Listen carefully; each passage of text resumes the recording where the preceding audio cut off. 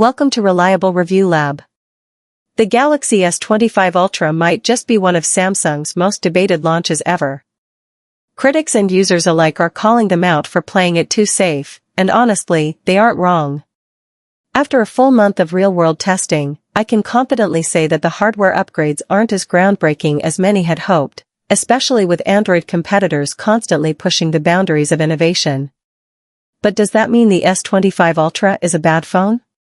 Not exactly. Despite the controversy, there's still a lot to appreciate. Samsung may not have redefined the flagship experience, but they've fine-tuned what was already one of the best devices in the game. So, who is this phone really for? And more importantly, who should skip it? Let's dive deep into what Samsung got right, where they fell short, and what could have been. Design, playing it safe or smart tweaks? A lot of people are calling Samsung out for not changing much in terms of design, but I don't fully agree. At this point, smartphone design has little room for major innovations. Within those limitations, Samsung did make a few meaningful tweaks. They rounded the corners, refined the camera module, slimmed down the frame, trimmed the bezels, and went with completely flat sides. That's actually a decent number of changes. Let's be real, Apple reuses the same design for years, yet no one seems to complain. But when Samsung does it, suddenly people are up in arms? Now, do I personally like these tweaks? Well, not really. While I do appreciate the lighter weight and slimmer bezels, the flat sides make the phone feel bulkier, even though it's technically thinner than the S24 Ultra. The edges are also so sharp that you could probably slice an apple with them. Samsung softened the corners for comfort, yet somehow, the edges feel harsher than ever. If you're using a case, this isn't a big deal. But for those who prefer a caseless experience, the S24 Ultra actually felt better in hand. Plus, I'm not a huge fan of the softer corners. The S24 Ultra had that classic boxy Ultra look, a direct nod to the Galaxy Note lineup. Now, that distinct identity feels somewhat watered down. Performance, a true powerhouse. This is where the S25 Ultra truly shines. The combination of One UI 7 and the Snapdragon 8 Gen 3 Elite makes everything feel incredibly smooth and snappy. Not once did I feel like this phone needed more power, whether it was high-intensity gaming, multitasking, or even using DeX. No lag, no hiccups, just pure speed.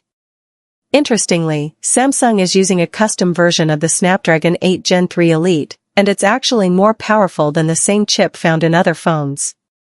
So, if you're looking for top-tier performance, this phone delivers. But raw power means nothing without good thermals. If a phone can't handle heat well, it will start throttling the moment you push it hard, making all that power pretty much useless. Thankfully, Samsung nailed the thermals on this one.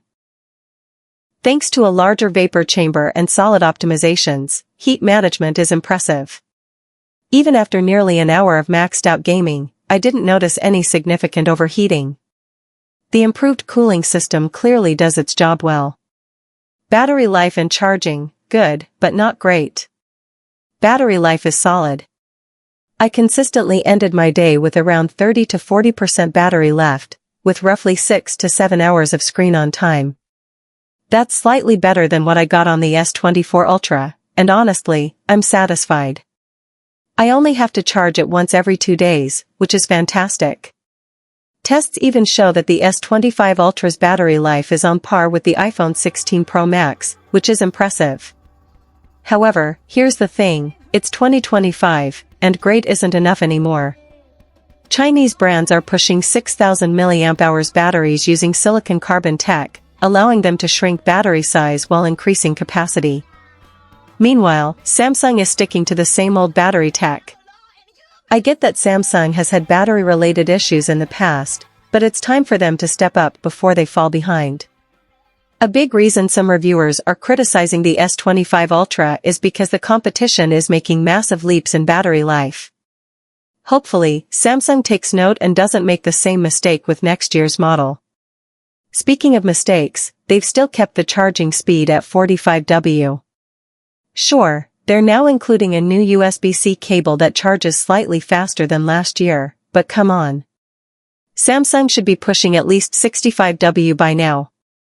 Some competitors are even going over 100W, and it's about time Samsung caught up.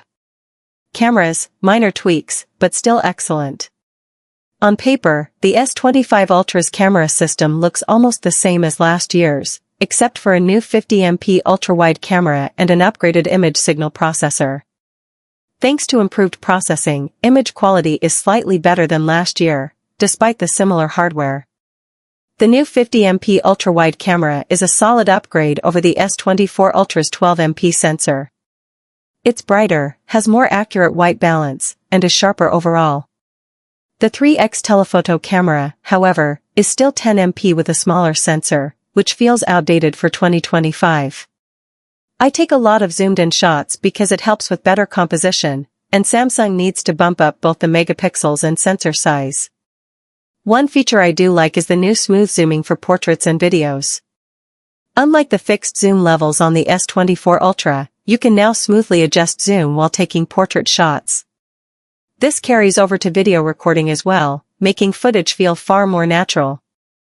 Samsung also introduced log video recording, allowing you to shoot in a flat color profile with more detail, ideal for color grading in post.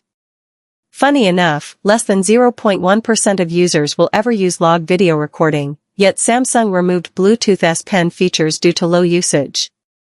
So, what's the logic here? AI features, useful, but not exclusive. Just like the S24 Ultra, the S25 Ultra goes all in on AI. Samsung's AI features are actually useful and, in my opinion, better than Google's Pixel AI and way ahead of Apple's half-baked attempt. Live call translation. Circle to search. Smart photo search, e.g., find my blue shirt photo and it just knows. AI-powered photo editing, removing objects, upscaling images, etc. One of the coolest AI features is Gemini integration, which allows cross-app functionality. For example, I can say, add the UFC 313 telecast to my calendar, and it'll handle everything in about 5 seconds, saving me at least a full minute of manual work. However, here's the catch, none of these AI features are exclusive to the S25 Ultra. They will eventually come to the S24 Ultra and possibly even the S23 Ultra. So, the biggest selling point of the S25 Ultra is something last year's phone can probably do too. Final verdict, should you buy it? While Samsung could have done more with the S25 Ultra, especially in terms of battery and camera upgrades, the overall experience is still top-notch. Galaxy AI smart features make daily tasks easier, the display looks incredible, and the phone feels great to use. Sure, some Chinese brands offer bigger batteries and higher megapixel cameras at a similar or lower price, but they don't always offer the same polished experience. Starting at $1,300, the S25 Ultra remains one of the most premium and feature-packed smartphones from the big three brands. If you're interested, check out my affiliate link below for free double storage, enhanced trade-ins, and exclusive accessory deals. Please subscribe, like and share. Thanks for watching, and I'll see you in the next one.